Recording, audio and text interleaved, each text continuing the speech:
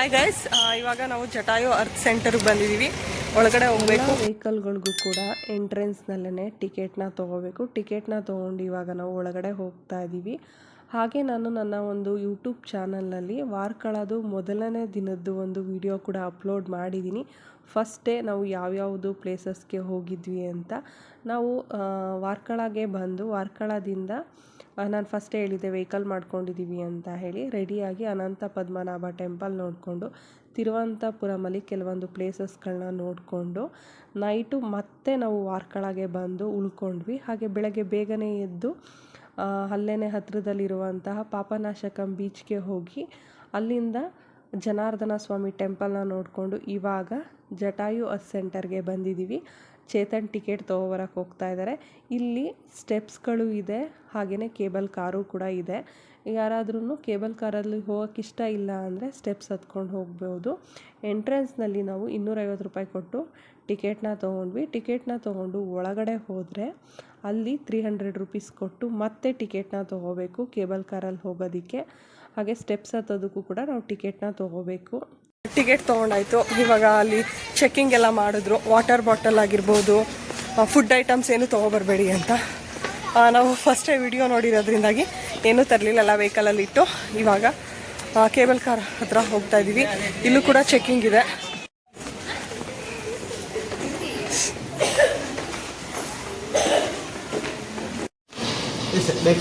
Hello. Chetan, Balance 9 member waiting this leg straight. Okay. Single and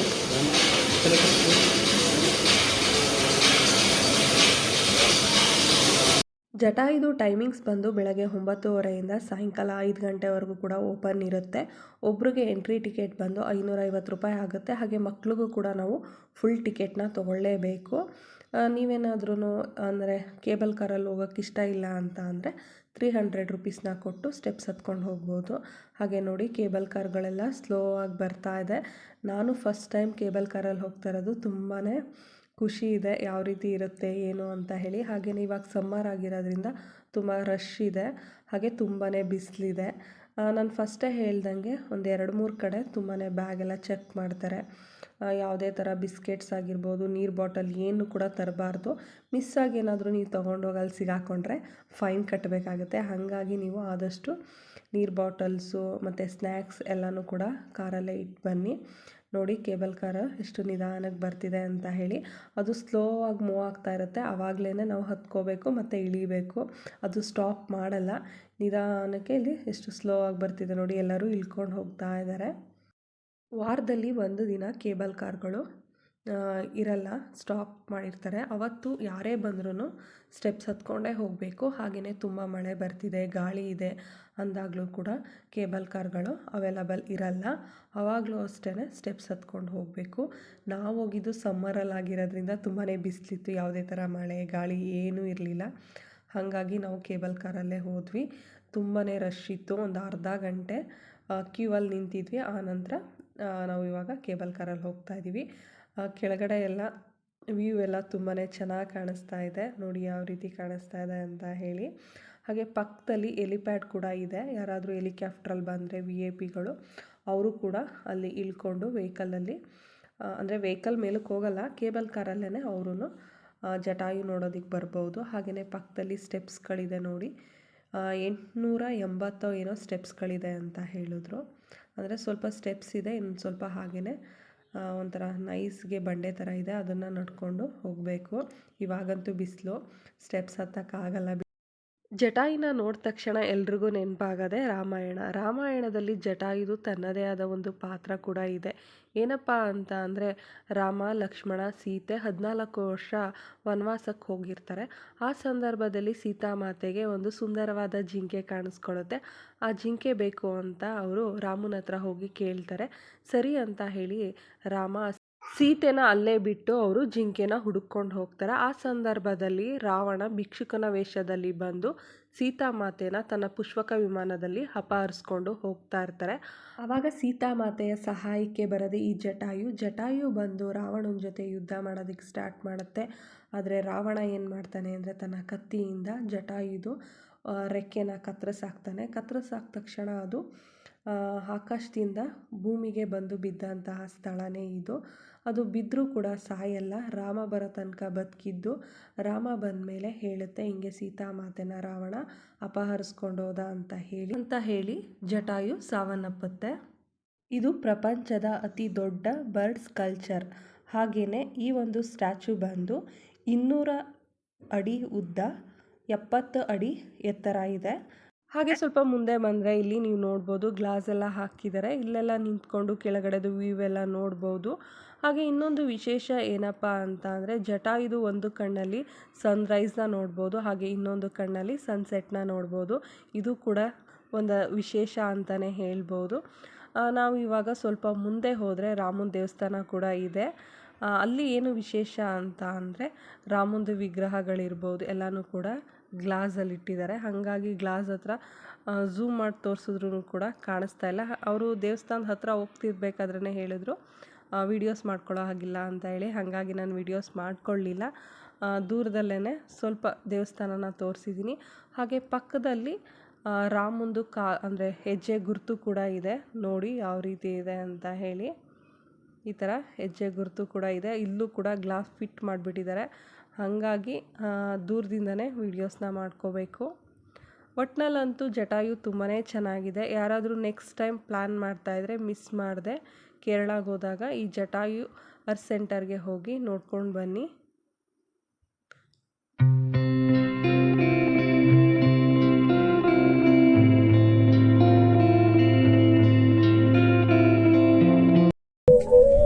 Jatayu ನೋಡ್ಕೊಂಡು ಇವಾಗ ನಾವು ರೂಮಿಗೆ ಹೋಗ್ತಾ ಇದ್ವಿ. ಹಾಗೆ ಜನಿಯಾ ಅಲ್ಲಿ ಗೇಮ್ ಆಡ್ತಾ ಇದ್ದಾರೆ. ಅಲ್ಲಿಗೆ ಹೋಗಿದ್ದಾಳೆ, ಬನ್ನಿ ತೋರಿಸ್ತೀನಿ.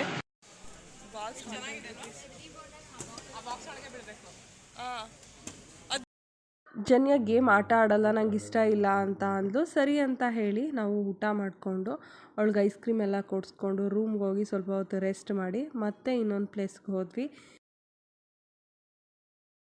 ಗೈಸ್, ಜಟಾಯು ಇಂದ ಇವಾಗ ನಾವು ಬೇರೆ ಒಂದು ಪ್ಲೇಸಿಗೆ ಬಂದಿದ್ದೀವಿ. ಎಲ್ಲಿಗೆ ಏನು ಅಂತ ನಾನು ನಿಮ್ಗೆ ಹೇಳ್ತೀನಿ ಬನ್ನಿ. ಹಾಗೆಯೇ ದೋಣಿ ಎಲ್ಲ ನೋಡ್ತಿರ್ಬೇಕಾದ್ರೇ ಎಲ್ರಿಗೂ ಐಡಿಯಾಸ್ ಬಂದಿದೆ ನಾವೆಲ್ಲಿಗೆ ಬಂದಿದ್ದೀವಿ ಅಂತ ಹೇಳಿ. ನಾವು ಮ್ಯಾಂಗ್ರೋವ್ ಫಾರೆಸ್ಟ್ಗೆ ಹೋಗೋಣ ಅಂತ ಹೇಳಿ ಮ್ಯಾಂಗ್ರೋವ್ ಮೆಮೋರಿಯಸ್ ಅಡ್ವೆಂಚರಸ್ಗೆ ಬಂದಿದ್ವಿ. ಇಲ್ಲಿ ಕಯಾಕಿಂಗ್ ಎಲ್ಲ ಕೂಡ ಇದೆ. ಅಲ್ಲಿ ನೋಡಿ ದೂರದಲ್ಲಿ ಇಬ್ಬರೇ ಹೋಗ್ತಾ ಇದ್ದಾರೆ.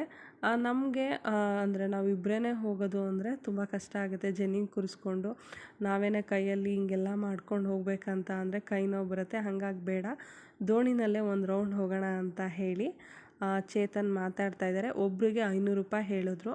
ಫಸ್ಟ್ ಜಾಸ್ತಿನೇ ಹೇಳಿದರು, ಆಮೇಲೆ ಮಾತಾಡ್ಬಿಟ್ಟು ಕಡಿಮೆ ಮಾಡ್ಕೊಂಡ್ವಿ. ಹಾಗೆ ಪಕ್ಕದಲ್ಲಿ ಉಯ್ಯಾಲೆ ಇತ್ತು. ನನಗಂತೂ ತುಂಬಾ ಖುಷಿ ಆಯಿತು. ನಾನು ಜನಿಯ ಇಬ್ಬರು ಉಯ್ಯಾಲೆ ಆಡ್ತಾಯಿದ್ದೀವಿ.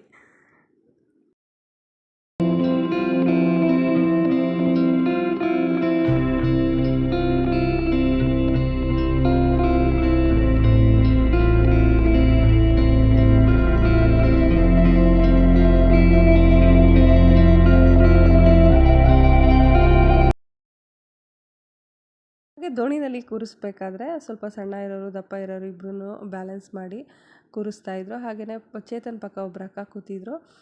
ಅವರು ಜನಿಯಾ ಅಮ್ಮ ಅಂದ್ಕೊಬಿಟ್ಟು ಬಾಯಲ್ಲಿ ನಿಮ್ಮ ಅಪ್ಪ ಅಮ್ಮನ ಹತ್ರ ಕುತ್ಕೊಬ ಅಂತ ಹೇಳಿದ್ರು. ಆಗ ನಾನು ಇದ್ದವಳಿಲ್ಲ ಅವರಮ್ಮ ನಾನು ಅಂತ ಹೇಳಿದೆ. ಎಲ್ಲರೂ ಕೂಡ ನಗ್ತಾಯಿದ್ರು.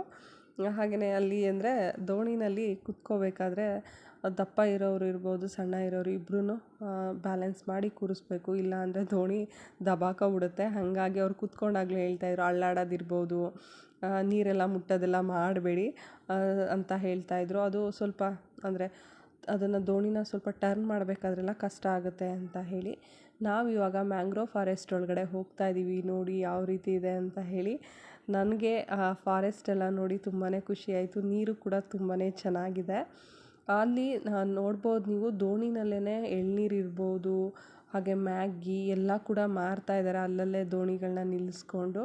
ಇಲ್ಲೆಲ್ಲ ಸ್ವಲ್ಪ ಮುಂದೆ ಬಂದರೆ ಆಳ ಇರಲ್ಲ, ಅಲ್ಲಿ ಆಟ ಆಡೋಕ್ಕೂ ಕೂಡ ಬಿಟ್ಟಿದ್ರು. ನಾನು ಫಸ್ಟೇ ಹೇಳಿದೆ ಇಲ್ಲೆಲ್ಲ ದೋಣಿನಲ್ಲಿ ಅಂದರೆ ಎಳ್ನೀರು ಜ್ಯೂಸ್ ಎಲ್ಲ ಮಾರ್ತಿದ್ದಾರೆ ಅಂತ ಹೇಳಿ. ಮುಂದೆನೂ ಕೂಡ ನಾನು ನಿಮಗೆ ತೋರಿಸ್ತೀನಿ. ನೋಡಿ ಸುತ್ತ ನೀರಿದೆ. ಎಲ್ಲರೂ ಬಿಸಿಲಿರೋದ್ರಿಂದ ಛತ್ರಿ ಇಟ್ಕೊಂಡಿದ್ದೀವಿ. ಹಾಗೆ ಇಲ್ಲೂ ಕೂಡ ಎಳ್ನೀರೆಲ್ಲ ಮಾರ್ತಾ ಇದ್ದಾರೆ. ನಾವು ಹೊರಗಡೆ ಕಡಿಮೆ ರೈಟಲ್ಲಿ ಎಳ್ನೀರು ತೊಗೊಂಡು ಕುಡಿಬೋದು. ಆದರೆ ಇಲ್ಲಿ ಒಂದು ಎಳ್ನೀರಿಗೆ 100 ರೂಪಾಯಿ. ನಮ್ಮ ಜನ ಕುಡಿಲೇಬೇಕು ಅಂತ ಹೇಳಿ ಎಳ್ನೀರು ಕುಡಿದ್ಲು. ಇನ್ನೊಂದು ಸೈಡ್ ಬಂದರೆ ಈ ರೀತಿ ಇದೆ. ಇಲ್ಲೆಲ್ಲ ಆಳ ಇರಲಿಲ್ಲ, ನೀರು ಕಡಿಮೆ ಇತ್ತು. ಹಾಗೆಯೇ ಇನ್ನೂ ಸ್ವಲ್ಪ ಮುಂದೆ ಕರ್ಕೊಂಡೋಗಿ ನೀರು ಎಲ್ಲಿ ಕಡಿಮೆ ಇರುತ್ತೆ ಅಲ್ಲಿ ಆಟ ಆಡೋಕ್ಕೆ ಒಂದು 1/2 ಅವರ್ ಬಿಡ್ತಾರೆ. ಅಲ್ಲಿ ತುಂಬ ಜನ ಇದ್ದರು. ಅಲ್ಲೂ ನಾವು ಒಂದು ಸ್ವಲ್ಪ ಹೊತ್ತು ಆಟ ಆಡಿದ್ವಿ. ನಾನು ಮುಂದೆ ವಿಡಿಯೋದಲ್ಲಿ ತೋರಿಸ್ತೀನಿ ನೋಡಿ ಯಾವ ರೀತಿ ಇದೆ ಅಂತ ಹೇಳಿ.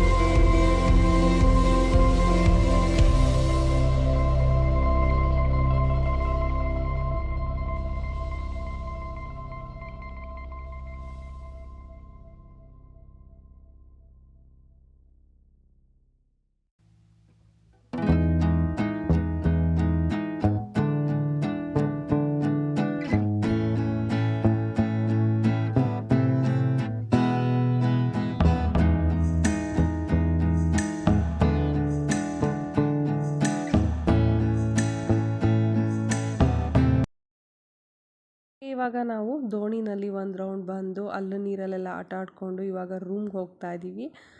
ನಾನಿವಾಗ ನೆಕ್ಸ್ಟ್ ಹೋಗ್ತಾ ಇರೋದು ನೈಟ್ ಕ್ಲಿಫ್ಗೆ. ವಾರ್ಕಳದಲ್ಲಿ ಇದೆ, ತುಂಬ ಫೇಮಸ್ಸು. ನೀವೇನು ನೋಡ್ತಾ ಇದ್ದೀರಾ ಸಮುದ್ರದೊಳಗಡೆ ಅದೆಲ್ಲ ಬಂದು ದೋಣಿಗಳು. ಏನೋ ಒಂದು ಊರ ಥರ ಕಾಣಿಸ್ತಾ ಇದೆ, ಅದು ಊರಲ್ಲ ನೋಡಿ. ದೋಣಿಗಳಲ್ಲಿ ಮೀನು ಹಿಡಿಯೋಕೆ ಹೋಗಿದ್ದಾರಲ್ಲ ಅವ್ರುಗಳು ಅಲ್ಲಲ್ಲೇ ಸ್ಟೇ ಆಗಿದ್ದಾರೆ. ಅದು ಆ ಥರ ಒಂಥರ ದ್ವೀಪ ಥರ ಕಾಣಿಸ್ತಾ ಇದೆ, ಊರ ಥರ. ಅಲ್ಲೆಲ್ಲ ಲೈಟ್ಗಳು ಆನ್ ಆಗಿದೆ. ಹಾಗೆಯೇ ನೈಟ್ ಟೈಮು ಕೂಡ ಬೀಚಲ್ಲಿ ಆಟ ಆಡೋರು ಆಟ ಆಡ್ತಾಯಿದ್ರು. ನಾವು ಒಂದು ರೌಂಡು ಕ್ಲಿಫೆಲ್ಲ ನೋಡಿಕೊಂಡು ಇವಾಗ ಊಟ ಮಾಡೋಣ ಅಂತ ಹೇಳಿ ಪಕ್ಕದಲ್ಲಿ ಒಂದು ಕೆಫೆ ಇತ್ತು, ಅಲ್ಲಿಗೆ ಬಂದ್ವಿ.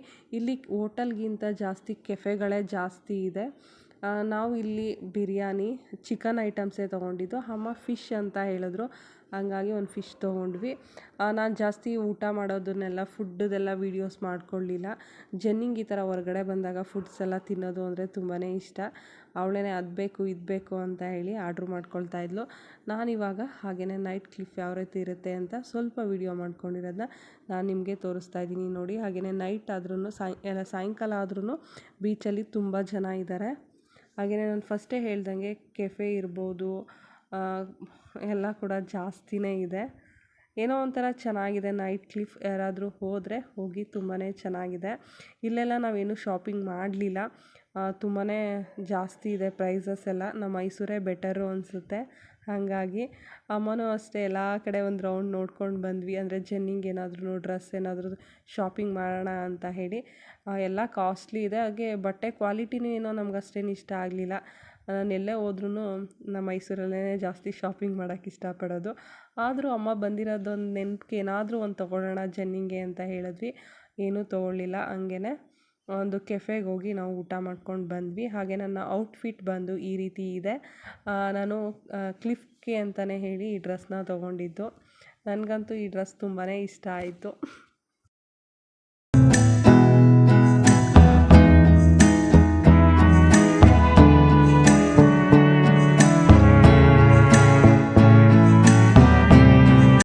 ವಾರ್ಕಳದಲ್ಲಿ ಡೇ 3 ಇವತ್ತು. ಹಾಗೆಯೇ ಇವತ್ತು ನಾವು ರಿಟರ್ನು ಊರಿಗೆ ಹೋಗಬೇಕು. ನಮಗೆ 1:15ಗೆ ಟ್ರೈನ್ ಇದೆ. ಅಷ್ಟರಲ್ಲಿ ಕೆಲವೊಂದು ಪ್ಲೇಸ್ಗಳನ್ನ ನೋಡ್ಕೊಂಬರೋಣ ಅಂತ ಹೇಳಿ ಬಂದಿದ್ದೀವಿ. ಹಾಗೆ ನಾವು ಫಸ್ಟ್ ಪ್ಲೇಸ್ ಬಂದು ಇವತ್ತು ಶಿವಗಿರಿ ಮುಟ್ಟ ಅಂತ ಹೇಳಿ ಶಾರದಾಂಬೆ ಸನ್ನಿಧಿ, ತುಂಬಾ ಚೆನ್ನಾಗಿದೆ. ಇಲ್ಲಿ ಮಠ ಕೂಡ ಇದೆ. ಎಲ್ಲನೂ ನೋಡ್ಕೊಂಡು ಹೋಗೋಣ ಅಂತ ಹೇಳಿ ಬಂದ್ವಿ. ನೋಡಿಕೊಂಡು ಇವಾಗ ನೆಕ್ಸ್ಟ್ ಪ್ಲೇಸ್ ಬಂದು ಬ್ಲ್ಯಾಕ್ ಸ್ಯಾಂಡ್ ಬೀಚ್ಗೆ ಬಂದಿದ್ದೀವಿ. ಇಲ್ಲೆಲ್ಲ ಫುಲ್ಲು ಬೇರೆ ಕಡೆ ನಾವು ಬೀಚಲ್ಲೆಲ್ಲ ನೋಡಿದ್ರೆ ಮರಳೆಲ್ಲ ಬಂದು ವೈಟ್ ಕಲರ್ ಇರುತ್ತೆ, ಆದರೆ ಇಲ್ಲೆಲ್ಲ ಬಂದು ನೋಡಿದ್ರೆ ಫುಲ್ ಬ್ಲ್ಯಾಕ್ ಇದೆ. ತುಂಬ ಚೆನ್ನಾಗಿದೆ ಬೀಚು. ಹಾಗೆಯೇ ವಾರ್ಕಲಾದಲ್ಲಿ ಏನಿಲ್ಲ ಅಂದ್ರೂ ಒಂದು 5-6 ಬೀಚ್ಗಳಿದೆ. Kapali beach, Papanasam beach, black sand beach ಮತ್ತು ಕ್ಲಿಫ್ ಹತ್ರನೂ ಕೂಡ ಬೀಚ್ಗಳಿದೆ. ಇದು ಕೂಡ ಕ್ಲಿಫ್ಗೆ ಸ್ವಲ್ಪ ನಿಯರೇ ಇದೆ ಬೀಚು. ನೋಡಿ ಯಾವ ರೀತಿ ಇದೆ ಮಣ್ಣೆಲ್ಲ ಅಂತ ನಾನು ನಿಮಗೆ ತೋರಿಸ್ತಾ ಇದ್ದೀನಿ. ನೋಡಿ ಬ್ಲ್ಯಾಕ್ ಇದೆ ಇಲ್ಲೆಲ್ಲ. ಹಾಗೆಯೇ ಜನ್ಯಾ ಅಂತೂ ಇಲ್ಲೆಲ್ಲ ಆಟ ಆಡೋದನ್ನ ನೋಡಿ ನಾನು ಆಟ ಆಡ್ತೀನಿ ಅಂತ ಹೇಳಿ ಅವಳು ಅವ್ರ ಅಪ್ಪನ ಕರ್ಕೊಂಡು ನೀರಲ್ಲಿ ಆಟ ಆಡ್ತಾ ಇದ್ದಾಳೆ ಅಲ್ಲಿ ದೂರದಲ್ಲಿ. ಜನ್ನಿನ ನಾವು ಫಸ್ಟ್ ಟೈಮ್ ಬೀಚಿಗೆ ಕರ್ಕೊಂಡು ಬಂದಿದ್ದು, ಹಾಗಾಗಿ ಅವಳು ಬೀಚನ್ನ ತುಂಬಾ ಇಷ್ಟಪಡ್ತಾ ಇದ್ದಾಳೆ. ನಾನು ಬೀಚಲ್ಲಿ ಆಟ ಆಡಬೇಕು, ಎಲ್ಲೂ ಕರ್ಕೊಂಡು ಹೋದ್ರೂ ನಾನು ಬೀಚಲ್ಲಿ ಆಟ ಆಡಬೇಕು ಅಂತಲೇ ಇದ್ಲು. ಹಾಗೆಯೇ ಇವತ್ತು ಲಾಸ್ಟ್ ಡೇ ಅಲ್ವಾ, ಹಾಗಾಗಿ ಆಟ ಆಡಲಿ ಅಂತ ಹೇಳಿ ಒಂದು ಸ್ವಲ್ಪ ಹೊತ್ತು ಜನ್ನಿನ ಬಿಟ್ಟಿದ್ವಿ. ಹಾಗೆಯೇ ಅವಳು ಅಲೆಗಳು ಬಂದ ತಕ್ಷಣ ಎದ್ರುಕೊಂಡು ಬರ್ತಾ ಇದ್ಲು ವಾಪಸ್ಸು. ಅದಕ್ಕೆ ಅವರಪ್ಪ ಎದ್ರುಕೋಬೇಡ, ನಾನು ಇಲ್ಲೇ ಇದ್ದೀನಿ ಬಾ ಅಂತ ಹೇಳಿ ಕರ್ಕೊಂಡು ಹೋಗಿ ಆಟ ಆಡಿಸ್ತಿದ್ದಾರೆ. ಹಾಗೆಯೇ ನಾನು ಫಸ್ಟೇ ಹೇಳ್ದಂಗೆ ಕ್ಲಿಫ್ ಕೂಡ ಇಲ್ಲೇ ಹತ್ತಿರ ಇದೆ. ಅಲ್ಲೂ ಕೂಡ ಅಂದರೆ ನೈಟ್ ಯಾವ ರೀತಿ ಇರುತ್ತೆ, ಡೇ ಯಾವ ರೀತಿ ಇರುತ್ತೆ ಅನ್ನೋದನ್ನು ಕೂಡ ತೋರಿಸ್ತೀನಿ. ನೀವೇನಾದರೂ ವಾರ್ಕಲಾಗೆ ಪ್ಲ್ಯಾನ್ ಮಾಡ್ತಾಯಿದ್ರೆ ಅಂದರೆ ವಾರ್ಕಲ, ಅನಂತ ಪದ್ಮನಾಭ ಟೆಂಪಲ್ ಎಲ್ಲನೂ ಕೂಡ ಪ್ಲ್ಯಾನ್ ಮಾಡ್ಕೊಂಡು ಬಂದು ಒಂದು 4 ಡೇಸ್ ಇದ್ದು ನಿಧಾನಕ್ಕೆ ಎಲ್ಲನೂ ಕೂಡ ನೋಡ್ಕೊಂಡು ಹೋಗಿ. ನಾವು ಇವಾಗ ಅಂದರೆ ಸ್ವಲ್ಪ ಜನ್ನಿಗೆ ರಜೆ ಇರಲಿಲ್ಲ, ಹಾಗಾಗಿ ಒಂದು 3 ಡೇಸ್ ಪ್ಲ್ಯಾನ್ ಮಾಡ್ಕೊಂಡು ಬಂದಿದ್ವಿ. ಆದ್ರೂ ಕೆಲವೊಂದು ಅಂದರೆ ಒಂದು 2-3 ಪ್ಲೇಸ್ಗಳನ್ನ ಮಿಸ್ ಮಾಡ್ಕೊಂಡ್ವಿ. ಎಲ್ಲ ಪ್ಲೇಸ್ಗಳನ್ನೂ ಕೂಡ ಆದಷ್ಟು ಹೋಗಿ ನೋಡಿದ್ವಿ. ತುಂಬಾ ಚೆನ್ನಾಗಿದೆ ಪ್ಲೇಸಸ್ಗಳಂತೂ ಒಂದಕ್ಕಿಂತ ಒಂದು. ನಂಗೆ ಎಲ್ಲದಕ್ಕಿಂತ ಅನಂತ ಪದ್ಮನಾಭ ಟೆಂಪಲ್ಲು, ಅಜ್ಮಲೈ ಶಿವ ಟೆಂಪಲ್ ತುಂಬಾ ಚೆನ್ನಾಗಿದೆ. ಹಾಗೆ ಇವಾಗ ನಾನು ಕ್ಲಿಫ್ ಹತ್ರ ಹೋಗ್ತಾ ಇದ್ದೀನಿ. ನೈಟ್ ಟೈಮಲ್ಲಿ ಲೈಟಿಂಗ್ಸ್ ಎಲ್ಲ ಇರುತ್ತೆ, ತುಂಬಾ ಚೆನ್ನಾಗಿರುತ್ತೆ ನೋಡೋದಕ್ಕೆ. ಡೇಗಿಂತ ನೈಟೇ ಚೆನ್ನಾಗಿರುತ್ತೆ. ನಾನು ಕ್ಲಿಫ್ ಪೂರ್ತಿ ತೋರಿಸ್ಲಿಲ್ಲ, ಅಂದರೆ ಪೂರ್ತಿ ಹೋಗಬೇಕಂದ್ರೆ ಏನಿಲ್ಲ ಅಂದ್ರೂ 1 ಕಿಲೋಮೀಟ್ರ್ 2 ಕಿಲೋಮೀಟ್ರ್ ನಡ್ಕೊಂಡೇ ಹೋಗಬೇಕಾಗುತ್ತೆ. ಹತ್ರದಲ್ಲಿ ಅಂದರೆ ಜನ್ಯಾ ಆಟ ಆಡ್ತಿದ್ದಾಳಲ್ವ ಅಂತ ಹೇಳಿ ಸ್ವಲ್ಪ ವೀಡಿಯೋಸ್ನ ಮಾಡ್ಕೊಳ್ಳೋಣ ಅಂತ ಹೇಳಿ ಒಂದು ಸ್ವಲ್ಪ ದೂರ ಹೋಗಿ ಹಾಗೇ ವೀಡಿಯೋಸ್ ಮಾಡ್ಕೊಂಡು ಬಂದೆ. ಚೆನ್ನಾಗಿದೆ. ಹೋದಾಗ ಯಾವ ಥರ ಫೀಲ್ ಆಗುತ್ತೋ ಅದೇ ರೀತಿ ಫೀಲ್ ಇಲ್ಲೂ ಆಗುತ್ತೆ. ಬೀಚ್ ಸೈಡ್ ಅಲ್ವಾ, ತುಂಬ ಚೆನ್ನಾಗಿದೆ. ಇಲ್ಲೂ ಕೂಡ ಫಾರಿನರ್ಸ್ ಎಲ್ಲ ಜಾಸ್ತಿ ಇದ್ದಾರೆ. ಹಾಗೆ ನಾನು ಹತ್ತಿರ ಹೋಗಲಿಲ್ಲ, ಇಲ್ಲೇ ಕೆಲವೊಂದು ರೆಸ್ಟೋರೆಂಟ್ ಎಲ್ಲ ಇತ್ತು, ಹಾಗಾಗಿ ಮುಂದೆ ಏನೂ ಹೋಗಲಿಲ್ಲ. ಇಲ್ಲೇ ನಿಂತ್ಕೊಂಡು ಒಂದು 2-3 ಫೋಟೋಸ್ ತೊಗೊಂಡು ಹಾಗೆ ವಿಡಿಯೋಸ್ ಮಾಡಿಕೊಂಡೆ. ನೋಡಿ ಯಾವ ರೀತಿ ಕಾಣಿಸ್ತಾ ಇದೆ ಬೀಚ್ ಅಂತ ಹೇಳಿ. ಹಾಗೆ ಬ್ಲ್ಯಾಕ್ ಸ್ಯಾಂಡ್ ಬೀಚ್ ಹತ್ರನೇ ಅಕ್ವೇರಿಯಮ್ ಇದೆ, ಫಿಶ್ ಅಕ್ವೇರಿಯಮ್ಮು. ಅಲ್ಲಿಗೆ ಹೋಗೋಣ ಅಂತ ಹೇಳಿ ನಾವು ಹೋದ್ವಿ. ಇನ್ಸ್ಟಾಗ್ರಾಮಲ್ಲೂ ಒಂದು 2-3 ಜನ ತುಂಬಾ ಚೆನ್ನಾಗೈತೆ ಅಂತ ಹೇಳಿದ್ರು. ಅಕ್ವೇರಿಯಮ್ ದೊಡ್ಡದಾಗಿ ಚೆನ್ನಾಗಿದೆ, ಬಟ್ ಫಿಶ್ಗಳಂತೂ ಕಡಿಮೆ ಇದೆ. ಎಂಟ್ರಿ ಟಿಕೆಟ್ ಬಂದು ಒಬ್ರಿಗೆ 10 ರೂಪಾಯಿ ಕೊಟ್ಟು ಹೋದ್ರೂ ಕೂಡ ಜಾಸ್ತಿ ಫಿಶ್ಗಳಿರಲಿಲ್ಲ, ಬರೀ ಖಾಲಿ ಬಾಕ್ಸ್ಗಳೇ ಇತ್ತು. ಒಂದು 2-3 ವೆರೈಟಿ ಫಿಶ್ಗಳಾದರೂ ನೋಡೋಣ, ಬೀಚ್ ಸೈಡ್ ಇರುತ್ತಲ್ಲ ಅಂದ್ಕೊಂಡು ಬಂದ್ವಿ. ಯಾವುದೂ ಇಲ್ಲ. ಇಲ್ಲಿ ಮ್ಯೂಸಿಯಮ್ಗೆ ಹೋಲಿಸ್ಕೊಂಡ್ರೆ ನಮ್ಮ ಮೈಸೂರಲ್ಲೇ ಎಷ್ಟೋ ಫಿಶ್ಗಳಿದೆ. ನಾವು ಮ್ಯೂಸಿಯಮ್ನ ನೋಡಿಕೊಂಡು ಟೈಮ್ ಆಲ್ರೆಡಿ 12 ಗಂಟೆ ಆಗಿತ್ತು. ನಮಗಿದ್ದು 1:30ಗೆ ಟ್ರೈನು.